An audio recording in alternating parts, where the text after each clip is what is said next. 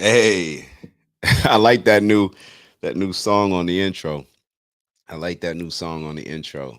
I really like that. All right, so you can see on the bottom of the screen, we're gonna talk just for a little bit. Just decided to hop on live for a little bit. RFK Jr. suspends presidential campaign and endorses Donald J. Trump. How do we feel about this?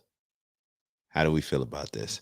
So we'll give it a sec to see who would like to join us in this conversation. We'll give it a couple seconds. Um, Let me actually throw this little joint on. Let me throw my little song on real quick, man. I've been liking this in the background. This is the background music. Do a little Sunday sermon, whatever, on a Saturday. Ah, Shy, what we gonna do, Shy? What we gonna do, Shy? That is my boy, man. All right, so Shy's referring to RFK Jr. obviously, and that's the thing. Like for a RFK Jr. supporter, like I have so many questions. It's like, do I just bring my support over to Trump? Do I trust him and his judgment? As far as him, I'm saying, do I trust RFK's judgment? Like, do I owe it to RFK Jr.? These are some of the questions that I'm asking because, and the reason why I say do I owe it to him is because RFK Jr. Y'all let me know if the music is distracting, if it's too much. But RFK Jr., in my opinion, he put a lot on the line. He's put a lot on the line, maybe his entire career. He has a career of being the type of candidate that I would be inspired to vote for, the type of candidate that I believe would unite America and inspire America in the right ways. And that's why I wanted him to do his own thing. However, if he believes that he's not going to win, and if he believes that this is the best way for him to use his leverage, and if I know that he sacrificed all this stuff, like he's the one that had his history, all these stories that they're putting out there for him because he's fighting the very causes that should be prioritized to us as Americans, right? He's talking about the chronic disease epidemics. He's talking about the Food and Drug Administration. He's talking about weaponizing and politicizing the agencies. He's talking about not spending, all this money on all these wars that we're involved in. These are the things that he's talking about. These are the things that he's standing on. So I don't know. Oh, and Shy wrote Trump, your boy too. Yo, this is the thing. This is the thing. I like Trump. I like Trump. And, or I should say, included in that reason why I like him is because I actually liked a lot of the policies or the reason. See, liking the policies may be overrated. We always talk about, I like their policy. I like this. No, I like the results of Trump's policies. I liked a lot of the results of Trump's policies. I don't know whether or not that should be prioritized or if it shouldn't be prioritized, but I liked the results of his policies when I went and looked at, how it was for housing, how the economy was, unemployment, both in the Black community specifically, as well as just from a societal standpoint in America. So I do like Trump. The only reason why I said I could not vote for Trump or that I would not vote for Trump is because I thought that he was so divisive. I think that, and I go back and forth on it when I say that he's so divisive, because think about it like this. I'll sit here and say that he's so divisive, but in a lot of ways, I think that he's divisive for the right reasons. Now, let me explain that.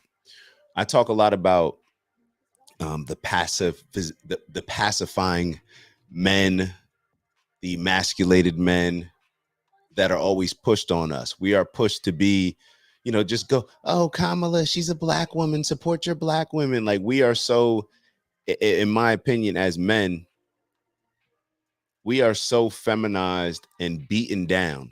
And maybe it's for generations and generations. Maybe that's the real generational trauma.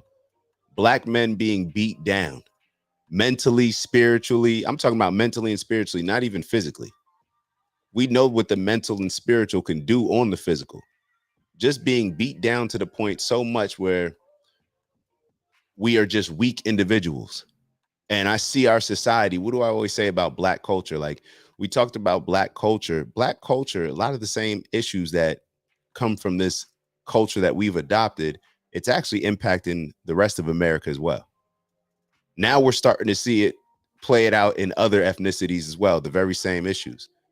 And I think a lot of that is based on us having a society full of weak men that just say what other people want to hear rather than just saying in a direct way exactly what it is, whether somebody's going to like it or not. A straight shooter, direct talk.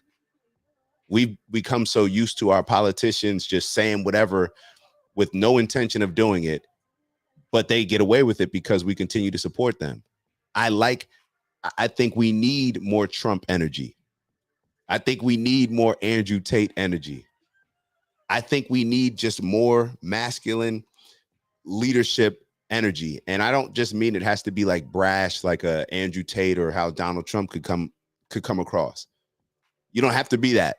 A lot of people call that being an asshole. Call it what you want, but we don't have to be that. We just, in my opinion, need strong men as examples rather than a lot of the weak men, in my opinion, the Van Jones crying on TV, that type of person that, in my opinion, just pushes this whole victimhood mentality that they want on Black men.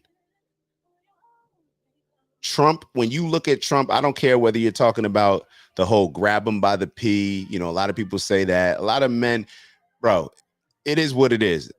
For whatever reason, that's how sometimes we talk, locker room, whatever. A lot of people put that on him. And even at the time, I can remember I was criticizing him.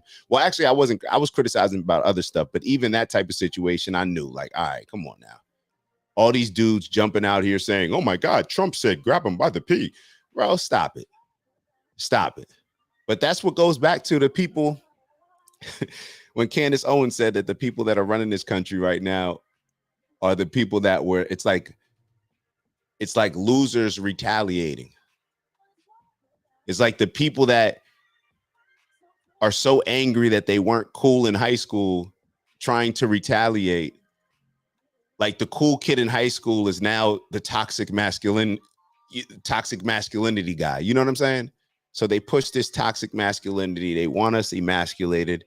Neither here nor there. I'm kind of going off on a little bit of a tangent, but like I said, Trump, in my opinion, I do believe that he is divisive, but he's divisive because half the country, when I look at it, in my opinion, has adopted this victimhood, soft men, strong women type of way of thinking. And all you have to do is look in the Black community just to see how that plays out, whether or not that's a good situation. It's just not. I think that we need more strong male leadership. We need more strong male leaders. And just to go back, hold on, let's go back a little bit. And I'm going to actually pull up the show that I did, maybe like, this may have been almost a year ago. Almost a year ago, I said that if Trump, this was my prediction. I said this a year ago. I said Trump is going to get together with RFK Jr. for one reason, because Trump has the opportunity to become the most significant politician in American history, and maybe you could even say world history. But let's just stick with the American history. Trump had the ability, and still has it, with this collaboration between him and RFK Jr., he still has the opportunity to become the most significant American politician and a president, whatever you want to call it, of all time. I'm going to tell you why. Shout out to VK in the building. The reason why he has the ability is because if Trump and RFK Jr. got together, this is what I was saying a year ago, and created their own party, Trump had a large enough following and RFK Jr. had a large enough following. And I think if the two came together, it would almost be like a mastermind where it would just be compounding growth. Now, if those two decided to come together and have a significant third party, that may be the most important thing to our history, having a third party that can operate as a system of checks and balances for the other party. Because what happens right now, it doesn't matter if the Democrats get as extreme as possible. The moderate Democrats in that group are still going to support the Democrats, even if they get as extreme as possible, even if their views are closer to those of a moderate Republican. The moderate Democrats in that situation will still vote for the extreme Democrats or the overall Democratic Party and align themselves with the extreme Democrats because they're looking at the other side. Well, I mean, I can't vote Republican. So it doesn't matter how extreme the Democrats get. I just got to, I got to vote Democrat because I can't vote Republican. And it's the same thing with the moderate Republicans. They may be closer to a moderate Democrat rather than the extreme stuff that maybe some Republicans may be pushing.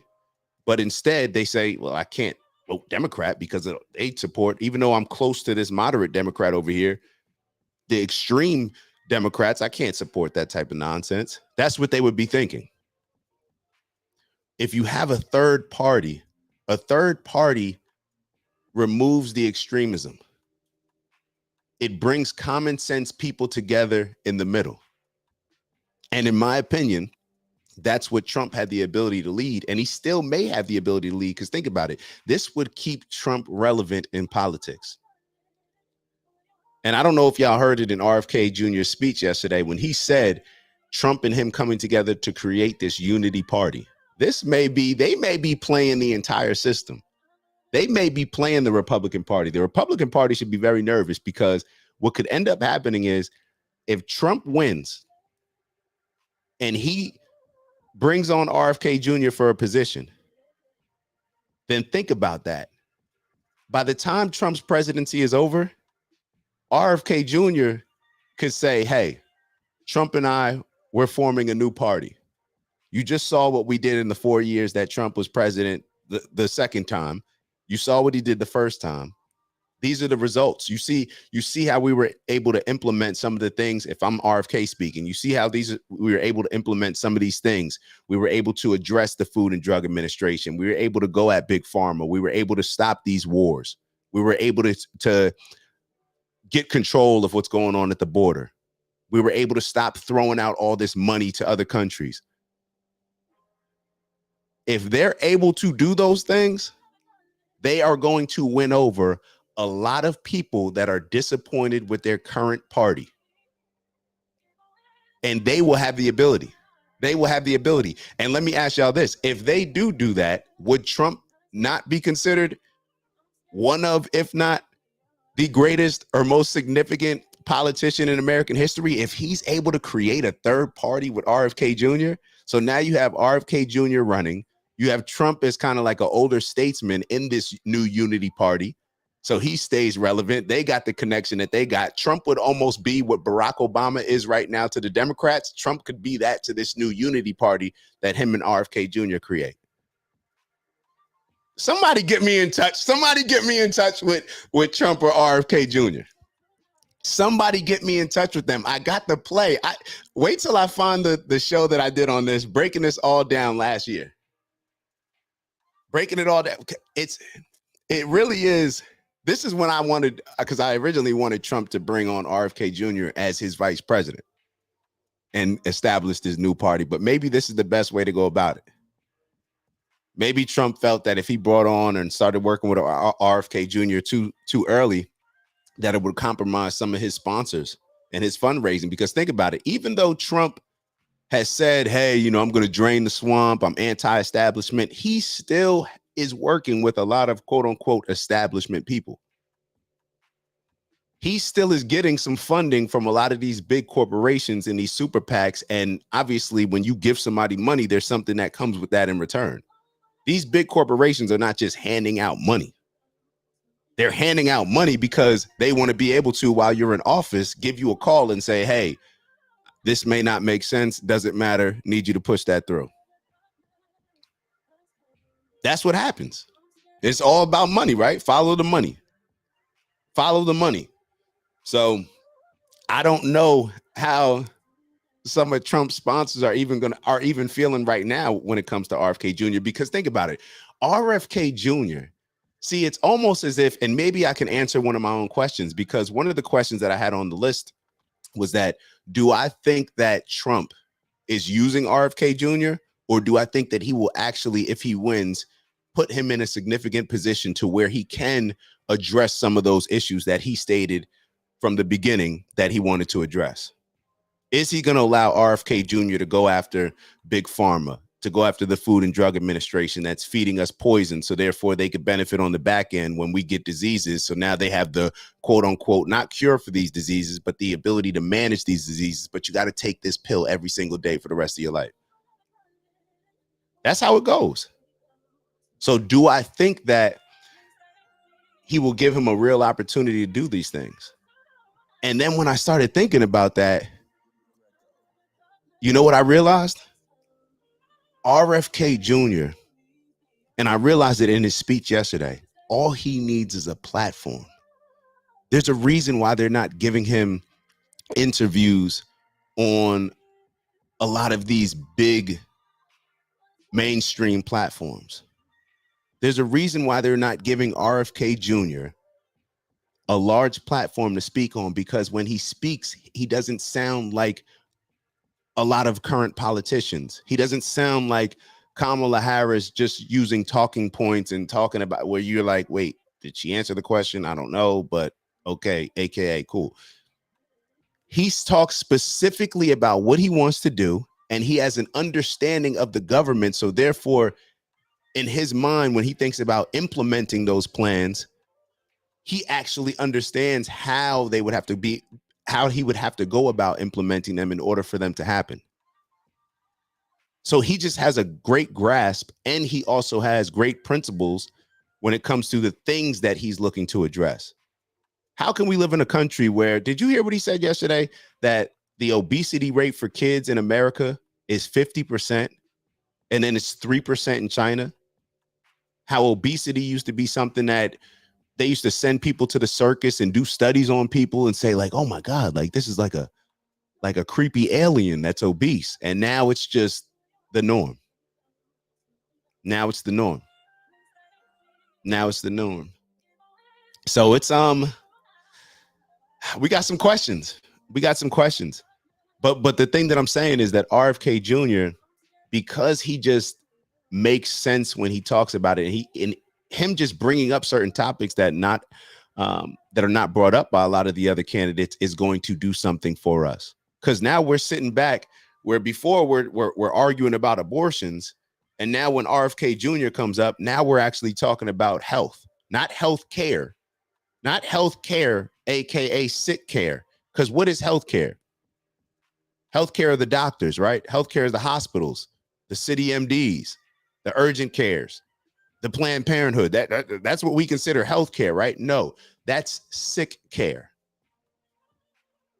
All right, that's not reproduction rights, in my opinion. That's the right to terminate a pregnancy, the right to. I mean, think about what they're doing. They got Planned Parenthood outside the DNC giving out vasectomies and handing out medical abortions.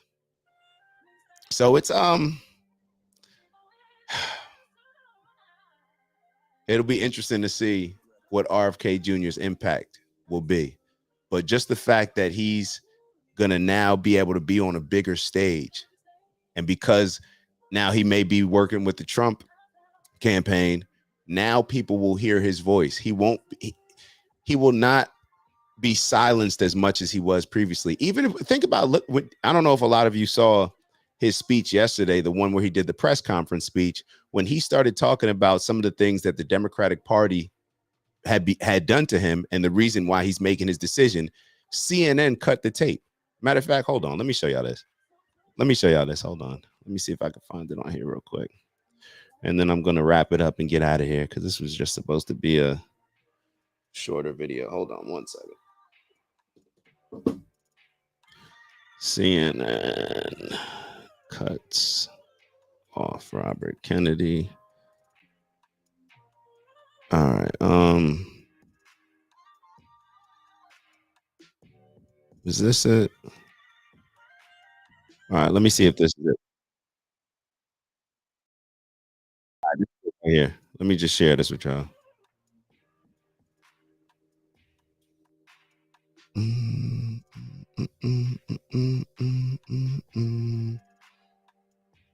All right, let me share this with y'all real quick. I'll just go down here.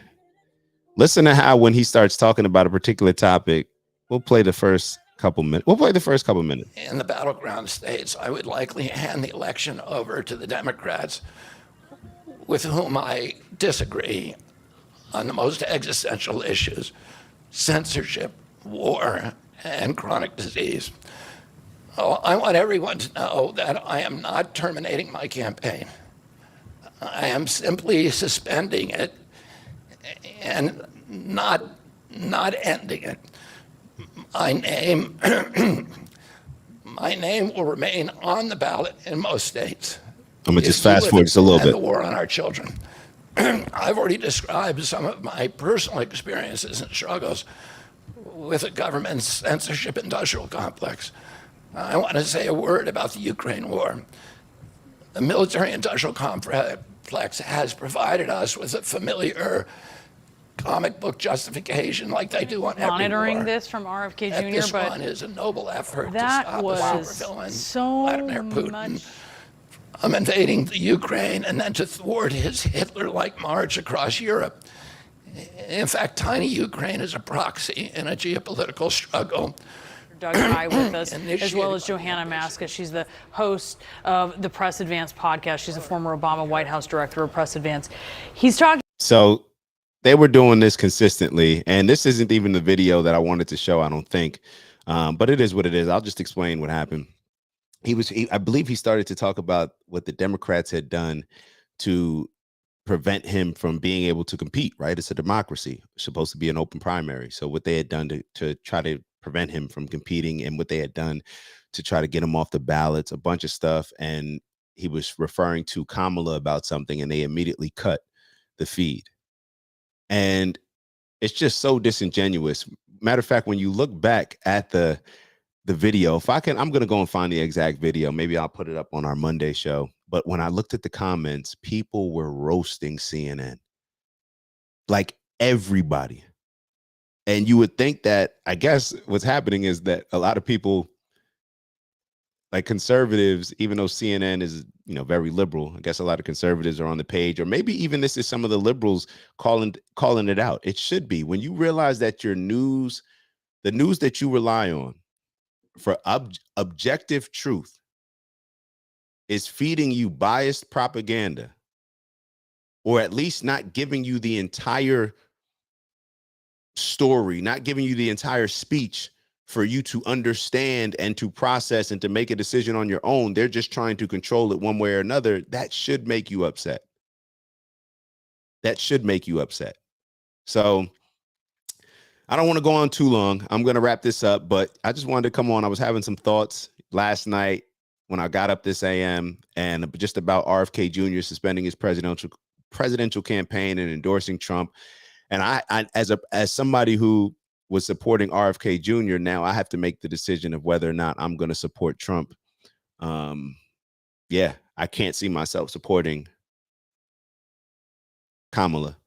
I also can't see myself right now supporting any of the other independent candidates, but I'll continue to do my research, continue to figure it out, continue to be open to new information. And hopefully when it's time to vote, I'll come to a solid agreement with myself to where I know that I'm doing the right thing, the thing that I believe is the best thing in the big picture, not just right now, but the best thing overall for our country and for our society. So appreciate y'all tapping in. Shout out to Forex Trader. Appreciate you tapping in this entire time, bro. You are loved. You are appreciated. Y'all know what we're here to do. Elevate on purpose, both from an intentional standpoint, as well as just growing and becoming, who we need to become and what we need to become in order to make whatever impact that aligns with our purpose. Strength and honor, onward and upward. Get to that bag, whatever's in your bag. All right. Walk around with that big bag. Get to it. What's in my bag? The things that I'm chasing, the things that I'm walking towards. Health, wealth, integrity, peace, love, happiness. Steve K, appreciate you. We have our show on Monday. If you guys are not familiar, we do a wake up show on Monday and Friday at 8 a.m. And then on Wednesdays, we do our wind down, a little more of a chill show, maybe grab a glass of wine and just talk about different things that are relevant, to our country, to our society. So on that note, can't just, check us out, check the page out. Hopefully you subscribe. Please like before you leave, and I'll see y'all soon. All right. Have a good one.